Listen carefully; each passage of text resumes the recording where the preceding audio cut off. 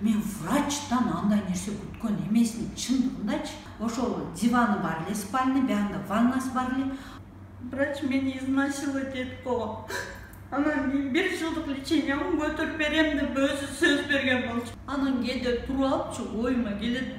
Мени групповой эле жүрүшкөн, уже булар эмне эле деп. Кээде ушундай да болот. Атам урган. Эми атам эмнеге урду? Ата, оны врач мени ужинтип койду десем, ал ишенбесем калпычысың дейт. Мен калп айтып кийимди алдым. Барлық қыздар бұзылып қалып, радым балдарым чыдап, мен ошентип эле бардым, артыман туруп бере турган эч ким жок. Кайсы адам кызын ошентип койсо чыдап отурат. Кичинекей мен токмокчу. Классташ кыздарым коркот кадимиде. Чынара сен кете берчи, эртелесем атам жаман. Азыр болсо боорум гепатит С, сплenomeгалия болуп калыптыр. Ашказаным эрозия гастрит. Эң көптары мени чечет. Эң көп уколду мен алат элем. Ошол больницанын айына до сих пор 3 жылдан бери жакшы болбой жүрөм. Канча акча кетет. Кан косуп баштадым, анам түп коркут кесин, апей ушинтип эле жашап эле өлүп каласызбы деп. Салам достор, сиздерге эң керектүү маалыматты бөлүшкүм келип турат. Бул Ансар Групп коммерциялык эмес керектөө кооперативи. Сиз үй алып жатканда сумманын 25%-ын тапсаңыз, бизден 75% болот. Каражатты 6 айдан 7 айга чейинки аралыкта алсаңыздар болот. Ал эми сиз 35% төлөсөңүз, биз 65%ды 3 айдан 4 айга чейин даярдап беребиз. Эгерде сумманын 50%-ын сиз төлөсөңүз, калган 50%-ын бизден 35 күндөн 45 күнгө чейин толук сумманы ала аласыз. Төлөө мөөнөтү 10 жылга чейин. Эми жаңы автоунаа алгысы келгендерге ыңгайлуу шарттар каралган. 35% төлөсөңүз, биз 65%-ын 3 айдан 4 айга чейин даярдап беребиз. 50% төлөсөңүз, биз 50%-ын 35-45 күн аралыгында даяр кылып беребиз. Кызмат акы унаанын баасынан болгону 6% алынат. Төлөө мөөнөтү 3 жылга чейин. Ансар Групп менен өз үйүңүздө бакыт жашоону улантыңыз.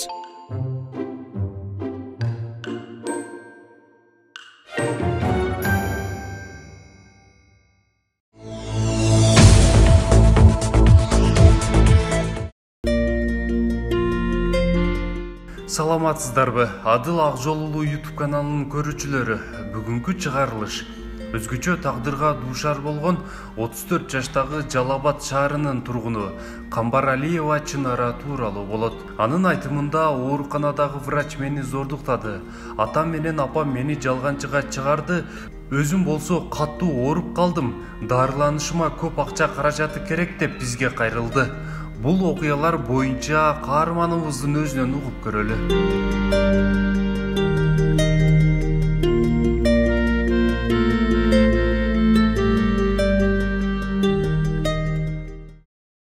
Көйгө тийдим, ал мен 5 ай жашап, анан келишпестиктердин айынан Турмуш болбоду. Болбоду. Анан кийин үйгө келдим. Үйгө келсем атам үйгө киргизбей койду. Эмне себеп киргизбегени? Ал кезде 1 айлык боюмда эле ошол адам менен жаша деди. Мен аны менен жашагым келбейт. Балким мындай жаштык болду. Мага бир совет айткан адам да болбоду да. Ал кезде апам дагы айылда болуп, мындай кандай десем, жашсың, баары 20 жаш жашсың. Анан билбейм, мага катуу совет айткан эч ким болбойт да. Мен өзүм оюмда нерселерди кылып эметебем. Анан кийин классташымдын үйүнө бардым, кыздар чогулуп, сен ошонун жумушунда иштеп, үйүндө жаша деп алар мага сунушташты. Макул да аныкына барып иштеп, ушу 2011-ден баштап 2018-ге чейин аныкына жашадым. Анан кийин жүрдүм, 1 жылдай жүрүп, кичине ооруганымды сездим, башым ооруп, кичине ушундай признактар болду. Атак башка оорум болбоду. Анан кийин Бишкекке келдим. Бишкектен андан кийин бирөө артыман келип, мындай катуу уруп койгонда, Сары Өзөн базарындачы. Неге? Катуу, мен ошону до сих пор түшүнбөйм. Катуу урганда мен ушундайны кулагам, анан кийин эсим кадимгидей жоготуп калган. Анда иштеген барган Бишкекке, базар алар кетип калышты. Анан иштешим керек да, кичине бир өзүмө эмет. Анан кийин үйгө барсаң эч ким киргизбейт баары. Анан кийин иштеп жүрүп эле ошол Бишкекке бардым. Сары Өзөндөн бирөө катуу турду эле. Ал эжеге Бишкекте жүрөм. Ал аял киши. Аял киши болчу. Мен анын столовойунда иштеген болчу. Катуу артыман келип урганда мен ошо кулап калгам. Анан кийин мен документтерим бүт алар ошол жерден жоголуп кеткен. Анын ичинде акчам бар эле, кийимдерим бар эле. Анан кийин ооруп калдым. Мындай өзүмө келишим бир аз кыйын барып Ташбек. Анан кийин эле үйгө келип паспортум анан келип алар мени апам менен атам мындай кандай десем мындай ичине жин киргендей мындай кабыл алышты окшойт го мени туура эмес. Эми алардын сөздөрү мага оор келет. Ал кезде мен өзүмдүн ощущениям башкача болот. Мен мындай элестетип келгенде 20 жашымда үйдөн кеткен экен. Анан кийин 31 уже 20 жаштан уже 11 жыл өткөндөн мен чоң аял болдумбу. Мен өзүмдүн мнениям бар да жашоого дейин өзүмдүн көз карашым бар. Аны алар менден сураган. Анан кийин ата мен больницага жатайын. Больницага жатыш үчүн паспорт керек. Мен паспортумду ушинтип жоготтум. Аны билесиңер дедим. Ошо паспорттун айынан ушул историяларга кабыл атам да. Анан кийин кызым бизди муңдат, анан ал ичип келет деп мен кичинекей Жалал-Абадда анда неге мындай милицияларды эле сурабай, мына кыз жашайбы үйүндө. Кошуналардан сурабай, кошуналар бөт мугалим, биягы эме неге ушинтип милициялардын иши го антип эметишчи. Анан макул ал ата-энем жасап койду. Жасап койду ушинтип эле больницага жаткызып коюшту. Ушу паспорттун айынан эми бирөө үйүнө счетко койбойт экен да. Ошо больницага жаткызышты. Больницага жаткандан кийин эле ушу ооруларды ашырып алдым да өзүнө.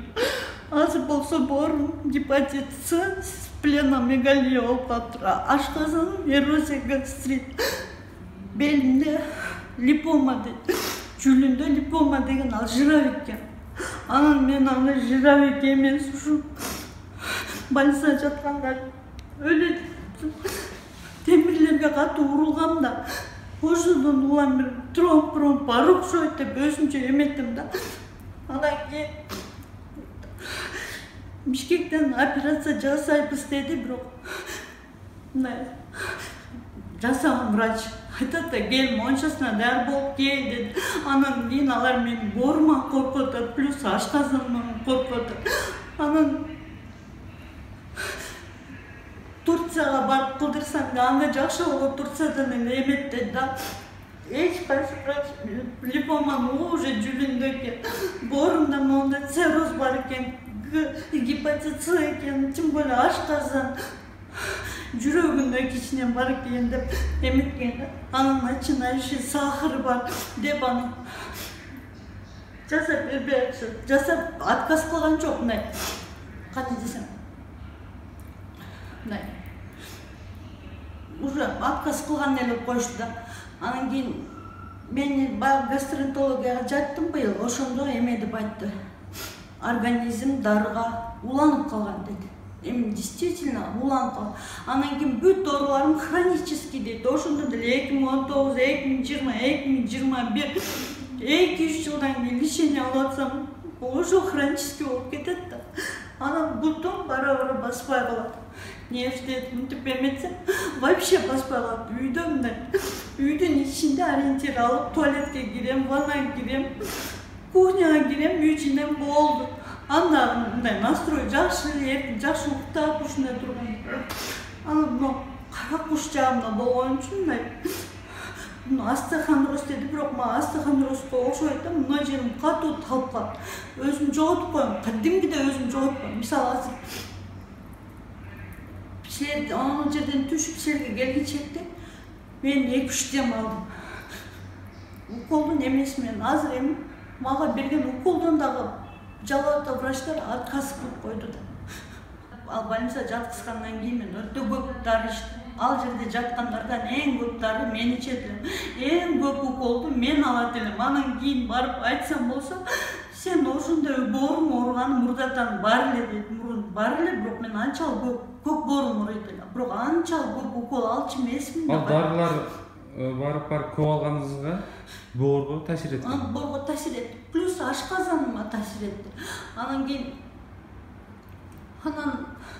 ал жерде врач сортуптаган, анан тромбторду алган, кийин үйгө келгенде атам урган. Эми атам эмнеге урду? Ата, оны врач мени ушинтип койду десем, ал ишенбейт, сен калпычысың дейт. Мен калп айтып кийимди алдым. Кийимге эмне дедим? Сени мынтип айтты. Ана сени мынтип деп, неге ошол адамды чакырып, мага айтып, но менин кызым болот, уже чын эле сеникинде мындай кылдыбы, сен акчаң неге ошондой темаларды мага айтпайт дейт. Үйгө келсең эле, мени кичинекей бир ошо 20 жаштагы кыз элестет, мен аял киши болдум го. Анан сөздөрүчү, прошлыйды козгон сөздөр мага кадимгидей катуу тиет, унутуп калгамдыр. Анан кыйкырасың, ада койчу ушул темаларды. Мен кыйкырганмын. Ал мындай кандай туура эмес принимать этти. Мен аларды күнөөлөбөйм, азыр айттыңыз го. Врач мени ушинтип койду деп атаңызга келип айткан экенсиз, атаңыз урганга себеп болду. Врач менен эмне болду эле? Врач мени изнасиловать этип койгон. Анан 1 жылдык лечениямды көтөрүп берем деп өзү сөз берген болчу. Воронцовка барып жаттым, эчтеке которбоду. Аны көрсөк барып төлөш керек экен заранее. Аны да классташыма чалып атып, мага которуп койчу деп суранып атып, ошо эмеге жаттым. Жана Воронцовкага. Анан кийин бакта жүрдүм. Анда да классташыма айтты, мага жардам берип койчу. Акыры ал деле отказ кылып койду, бирок мына диагноздардын баарын почти что ошол эле көтөрүп берди. Мен ушул диагнозду ошол көтөрүп берди. Классташыңыз? Классташым. Мен деле өзүмдүн оорумак кыз. Классташыңыздын аты ким? Сейит. Ташбаев Сейит деген. Ошо бар үчүн мындай кыйла нерседен мындай эме болот. Анан операцияны мага көтөрүп бере албайт. Анын деле өзүнүн тирилиги бар экен. Классташ кыздарым жардам берип калат, ортолугундачы. Биринчи диагнозун жазында больницага кетканда, классташ балдар кимси канча колумдан келгенде алар көтөрүп беришти. Бүт тапшырган анализдерин бүтөрүп жалааттагаларым алар көтөрүп беришти. Анан кийин бирок белимде эмне оор, мен ойлодум баары эле бул нервден, бирок нервден эмес экен да. Анан мага эң акырында кече өзүнүн Жалал-Абадтагы врач айтты, нейрохирург.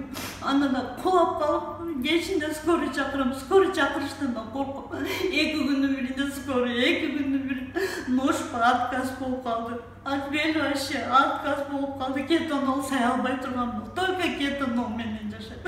Бутум кадимкидей үйшүйт, кечиндечи кадимкидей үйшүйт. Бутумду жабайын десем амырсып кетет.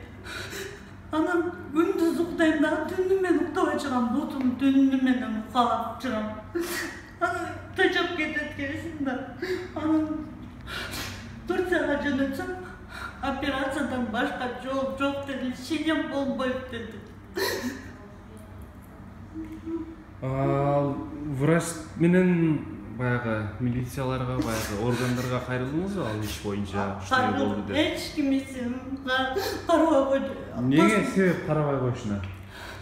Мен өзүм чыкканга алым действительно болбой калды. Анан кийин баардыгы кичине кечирүүндүү болуш керек, ошондо жакшы болуп калатырсың деп мен совет айткан. Макул кечирип көрөйүнчү. Милиция бактан сот болуп жүрбөй эле койчу, лучше жакшы болуп кетип, бүт ушул мен сыноолорум бүт эле ушул балким бул сыноодо унутуп коеюн. Жаңыдан баштайын десем эч эле болбойт да, баары келип туруп ошо больницаны айланып келип атат. Мурун мынтип оорчу эмесмин да. Анан мен деле мындай өзүм оорум болсо да майли ушундай оорубайт элем деп. Ошо больницаны айланып до сих пор 3 жылдан бери жакшы болбой жүрөм. Канча акча кетет.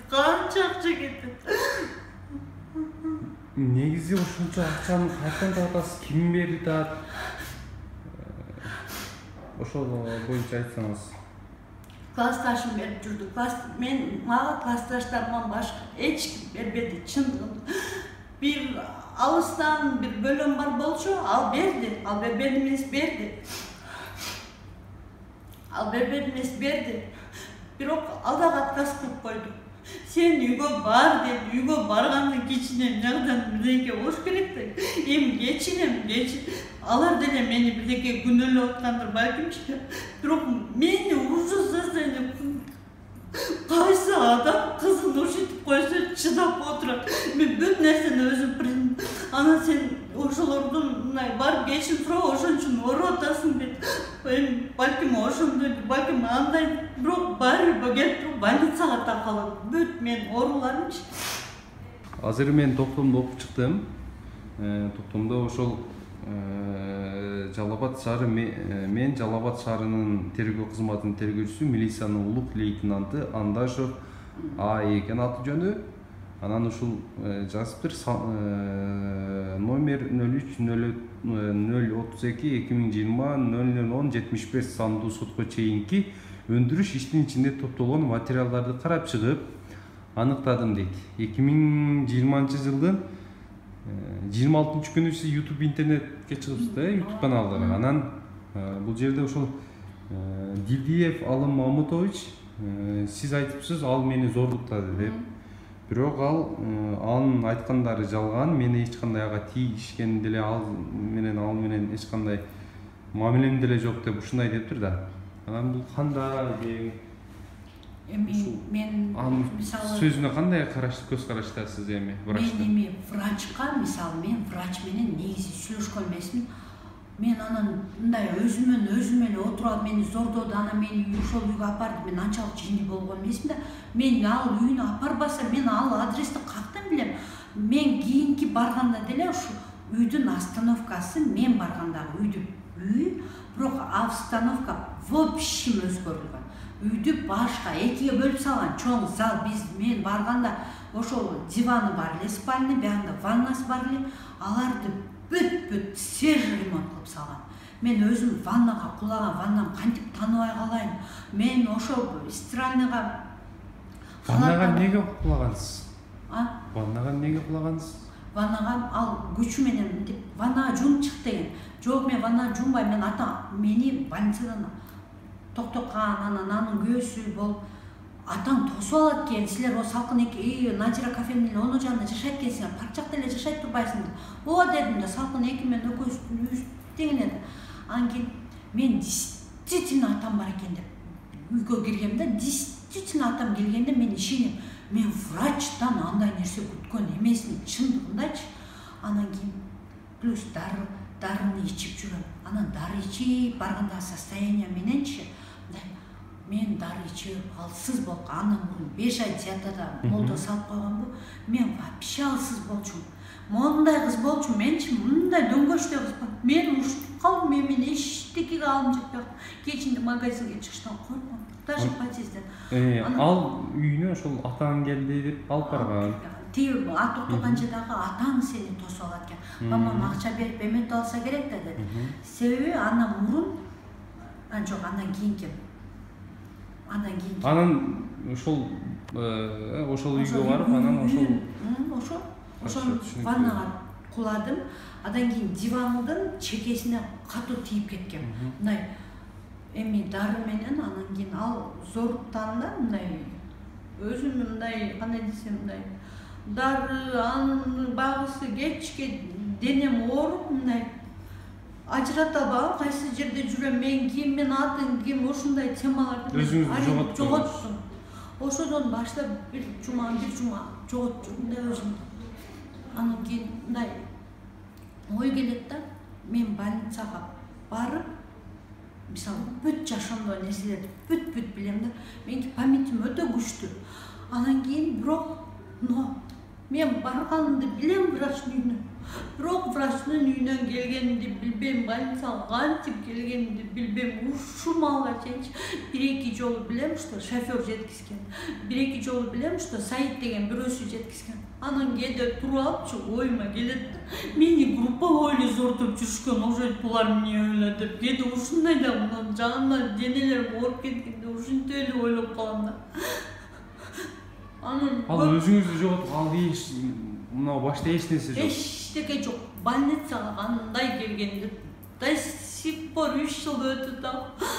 Качка айлантам, өзүм үчүн билип алайынчы, больницага кайра кантип барганымды билейинчи десем, жок, билинбейт. Бир жолу билем, үйгө барганда Бектөрө деген кошунабыз бар эле, биздин эң жак аялы мугалим болчу. Ошонун үйүнө баргам. Бектөр ака, бүгүн силердин үйүңөргө жатырайынчы десем, азыр макамака чалайынчы деди. Şu menен çaldı, atam ne dep aytты bilbem, al үйүнө киргизбей койду. Салия деген кошуна эженин үйүнө барып, мени врачта айтпадым, аны зоруктап, бүтү врач ушундай деп, барып кете бер, калган жагына кет деди. Врач ошо биринчи күнү болгондо, биринчи күнү анан мен акчам жок, кантип кетем дедим. Анан кийин бирок айтпайсың деди. Мен чыгарып атам, мен айтпайсың, макул дедим. Бардым, барсам үйдө эч ким жок экен. Урун дарбазадан ашып түшө эле чыгып кетет, кирип кетет болчумун. Анан баягы ооруп, уже иммунитет болгон, дарбазадан да аша албай калдым. Дарбаза эмнеден болуп атат? Атам дарбазадан аша, переходный возраст болот экен да, свидание чыгат кезин дарбазасы өтө бийик үчүн свидание, переходный возрастта жаш кезиңде ашасың да, ошо дарбазадан ашып түшүп чыгып кетет болчумун. Ошол нерсени ошо 18-19 жашымдагы кылган нерсемди атам ушу мен азыр барсам, азыр силер башка бирөө ким барса деле ошону мен жүзүмө сала берет, ошондон деле адам мындай. Хорошо, түшүнүктүү. Турмуш курупсуз, турмуш ушу жолдошуңуз менен сүйлөшүп, турмуш курдуңуз беле же кандай болду? Ал үйдөгүлөр? Мен үйдөгүл жок, үйдө деле эмес, мен базарда иштейт элем, бир эженин колунда. Жанара деген эженин колунда.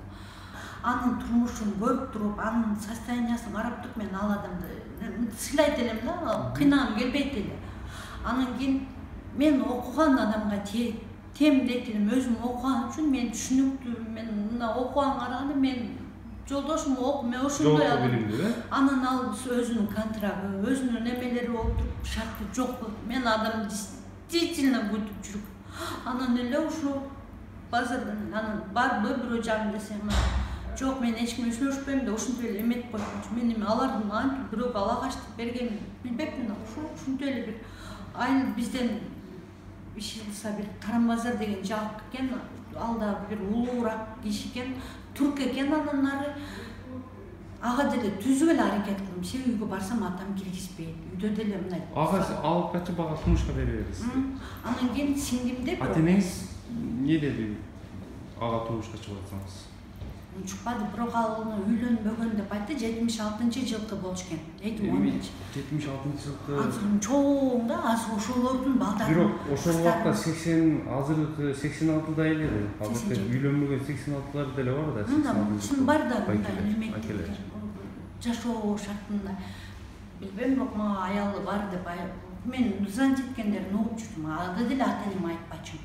Аялы бар экен эле. Аялы бар болчу экен. Мен аны өзүнүн телефонунан алгам. Аны да апам менен атам айткан эмесмин. Бирок меники токсикозум өтө начар болгон. Ошону бир аз түшүнүп койгондо болот эле. Ал макул, аны кечирдим.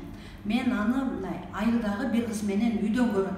Эми үйдөн көргөн деген бул жен жаманбы?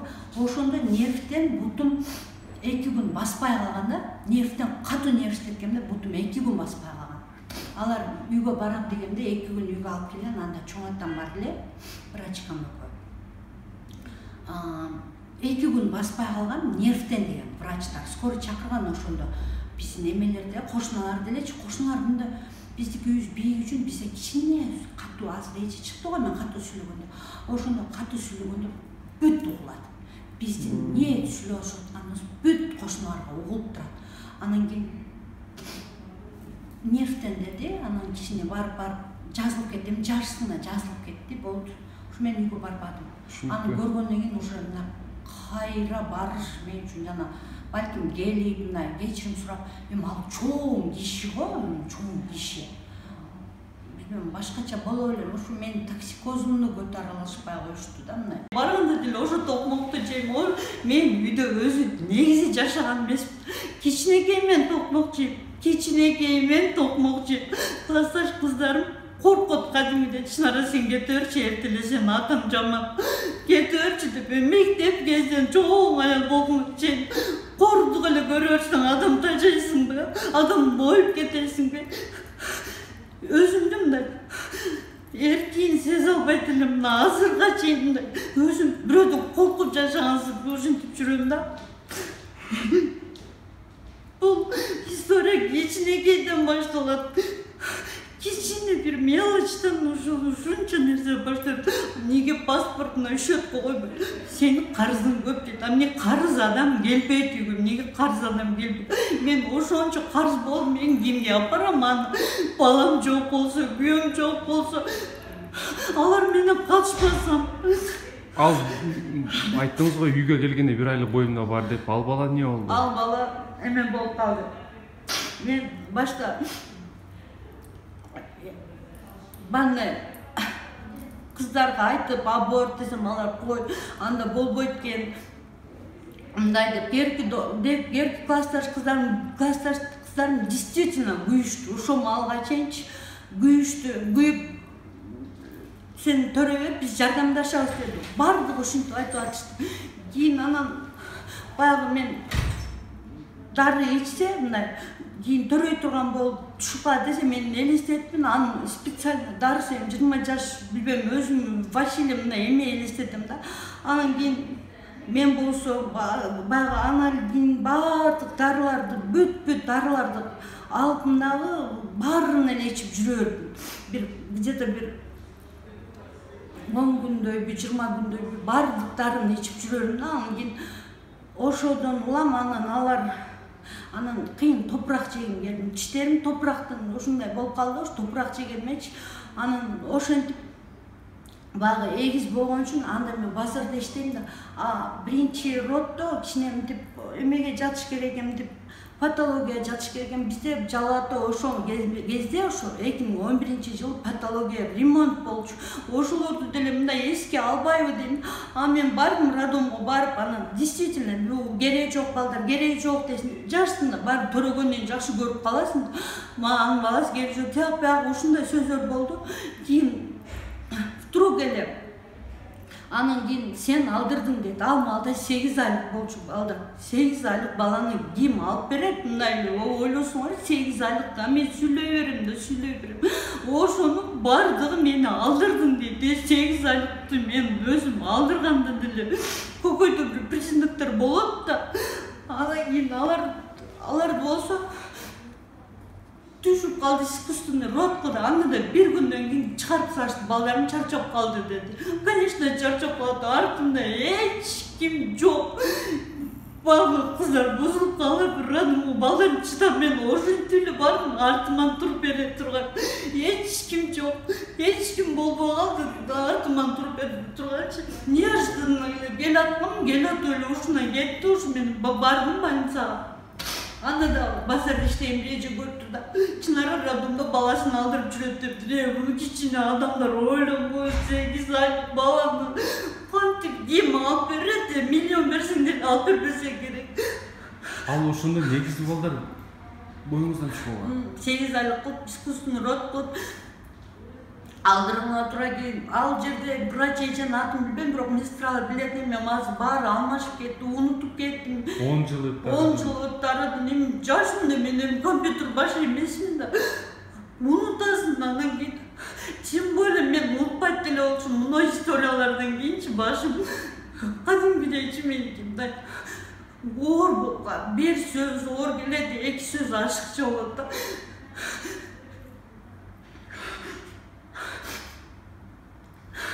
Анан ошого мындай эмелерге айтат элем да.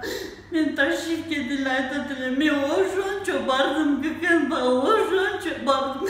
Мени бир кабыл албай койду. Гастроэнтерологияда жатам. 2 күндүн биринде аякка барам, 2 күндүн биринде аякка барам. Анан кийин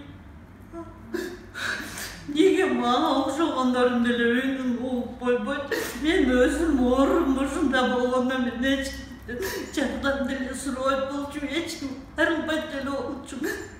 Не милициялар өздөрүнүн ишин билбейби, не врачтар өзүнүн ишин билбейби. Мен деле жашкам келет, барып туруп өлүп алгым келбейт экен да. Түшүнбөгөн адамдар көрүнгөнү бар жогуна ответ бере албайсың.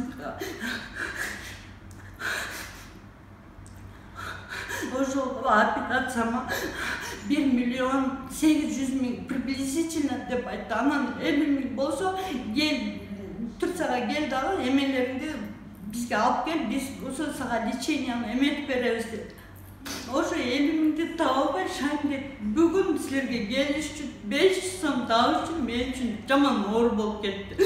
Анан кийин базарда иштеген эже бар болчу, жакшы эжеден эжем 500 сом берип турчу.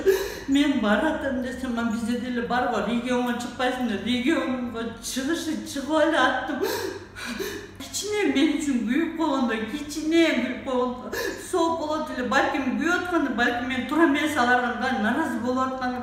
Бирок кичине болсун эле үнүмдү жого жака кичине жеткизип койгонго ушунча шарты бар го. Мен ооруман таштын албай. Азыр силерге бердим, мен үйгө барып берчү, 10 күн өзүмө келе албайм.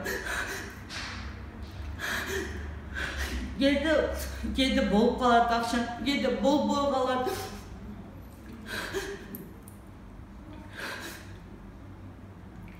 Уже тамактан отказ берип калдым. Кичине жесем уже кусам. Түнү менен кусуп чыгам. Мурда күнү скорый чакырганда кан кусуп баштадым. Анам коркут келсин, апей ушинтип эле жашап эле өлүп каласыңбы деп. Или смыслы жок эле жашоо, смыслы жок эле өтүп кетесиң деп. Ушунча да сыноо береби деп кээде ойлоп кетет. Анан улам интернетке чыгыштагы мен үчүн жаман оор болуп кетти да. Айла жок, анан жардам сурайынчы дедим да. Мен жүрүмдө липом алдырбасам албай коркунучтуу кетти. Анан азыр болсо 8 сантиметр, 8 миллиметр деп айтып атышат. Бирок мен өрткөндө түшүп келгенде ал эмемди да, документимди да жоготом да, шашып машина болуп калып келип эмеге келип туруп МРТга түшкөндө 12 сантиметр деп чыкканда ошону мен жоготом. Анда да паспортум жок, тааныштар менен келип туруп түшө кеттим эле. Анан ошону да жок. Анан буну Бишкектен өлчөйбүз деген, бул өсө турганбы же өспөй турганбы деп. Бишкектен отказ кылып коюп, берген номерлер врачтан мени блокко салып коюшту. Именно жүрүмдү карайт деген врач мени эмеге салып койду. Анан профессор бар экен да ошол жерде. Азыр атын унутуп атам, кошелегимди жоготуп алдым да, бүт врачтардын номерлери бүт бар эле. Липома дегенди биз уга элекпиз дейт. Анан бул жыравик дейт. Анан кече скорый чакырдым деп атпайбы, ал бала айтты да. Липома мындай эле удаление кылып саласа болот деди. Удаление Бишкекте жасабай койду десем, анан ал деле мындай акырындап айтты. Ошо ичкен дарылардын эмеси ошо келип туруп, мына жерге келип туруп жыравик болуп калды. Значит, мен өтө эле ашыкча дары ичкем да. Эми сизге суроо да. Дары неге көп ичкенсиз? Бир аз баягы адам деле мына ойлонуп, анан көп дары зыян го, аны бардыгы эле билет го, сиз неге көп дары ичкенсиз деген суроо жаралды да мендечи. Эми көп дары экен зыянын билесиз ба? 14 дарыдан ичем. Эртең менен бирди ичем, кечинде түштө да беришет, түштө азыраак берет, кечинде обязательно берет. Кечинде мындай томолок бир дары берет, аппак прямо. Кийин аны мен интернеттен издеп көрсөм, мен ичкен дарыларым аты жок эле, жөн эле издеп көрсөм, психотропный эң зыян дары ошо дары болчу. Ошону мага бир Айнура деген эже зордоп берет болчу. Именно ошо дарыны мага зордоп берет эле. Анан да бир кыз жатат эле, ошол да зордоп берет эле. Кайсы больницада? Бизде психбольница 71-лицейдин жанында. Ошончо жалат жашап, мен ошо больницаны билбеген үчүн жөн эле барып калдым. Ал жерге ата-энеңиз алып барды? Милиция барды. Алар барып заявление мен үстүмө жазышкан экен. Анан тем более менин врачкам прокуратурада иштейт, авамдар прокуратурада иштейт, баары эле келип туруп эле мага зыян кыларчы, мен күчүм кимге жетет? Мен чындыгында алар менен катышым жок. Семья көрүп жашаган аял менен семьясы жок аялдын түшүнүгү бир аз башкача болот экен, жашоого болгон көз караш. Мен бир жерлерге ап чакырбайт, мисалы той болуп калса апам айтпайт, таңдем өтүп кеткенге нанда айтпады. Мен деле катыштырса болот да, кызым келсин деле чоңойтасың эртең. Жок, мага эч ким андай понятие айтпайт. Бул сизге баягы адамдарга кош болгондугу эми негизи адам менен калбы? Анан неге сизге ошол элге кошпойт деген суроо да. Неге мындай себеби эмнеде? Аны билбейсиз. Бирок канча операция болду апам. Мени ушундай жерлерге чакырып кыйналганда чакырышат, ишими тыштап барып карап берем. Операция болду, карап. Мен эмне жамандык кылдым деп, если ошондой орун болсо мен базарда иштебейт элем. Бирөөнүн үйүндө 7 жыл, 8 жыл жашабайм да, чынбы.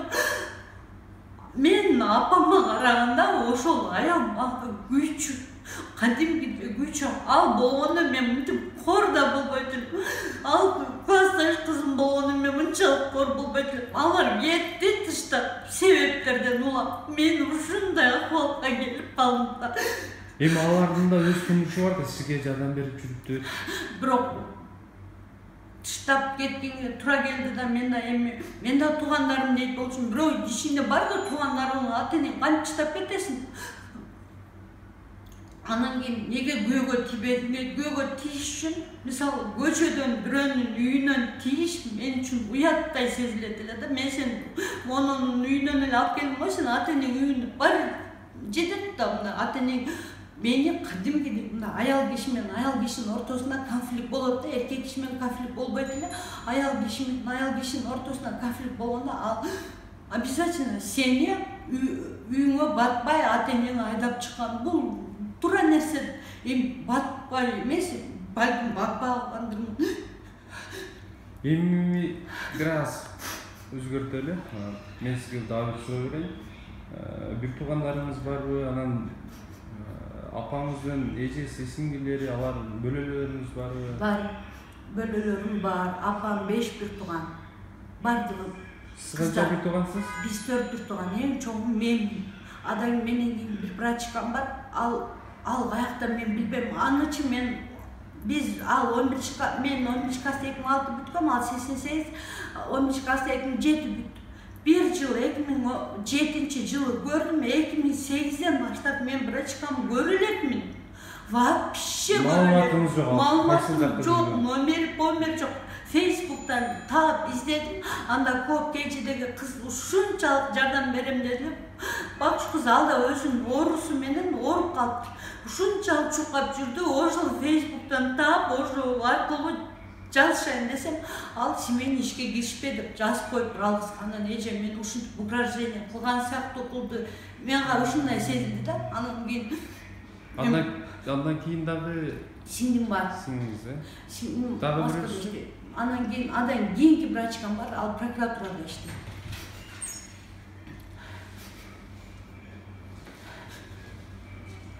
Эң кичине ийиңиз прокуратурада иштейт. Жалат областной прокуратурада иштейт. Бирок анын жардам тийбейби сизге? Неге? Мен интернетке чыгатканда анары же барып ошо Бекунун иштеген жерине барып учураган экен. Эми ал айтты, мен квартплатаны төлөп берип турайын 2000 деп айтты, сага төлөп тура турган болду деп. Мен ишке чыга албай калгам. Только кечинде ишке чыгам.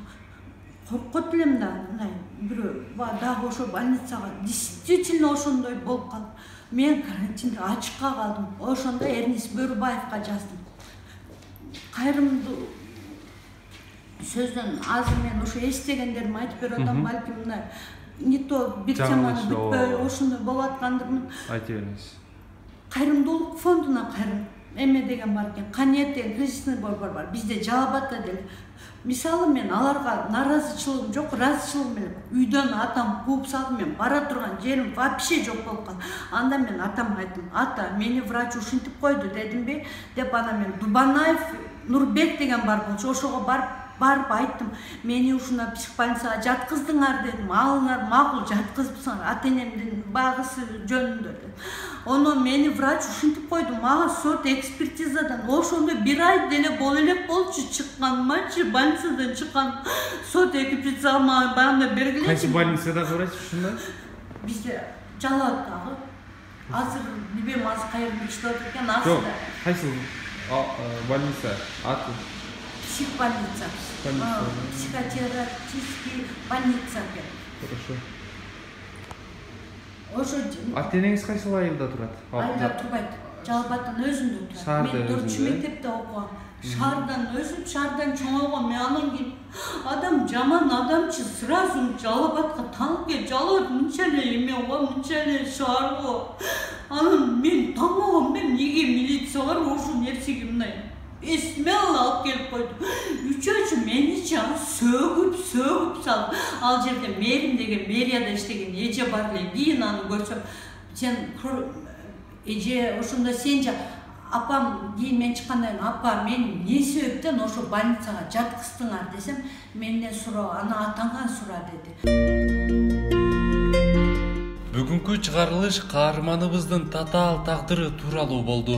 Эң маанилүү каарманыбыздын ден соолугу. Ушул айымга жардам берем деген көрүүчүлөр болсо, түз байланышып жардам берсеңиздер болот.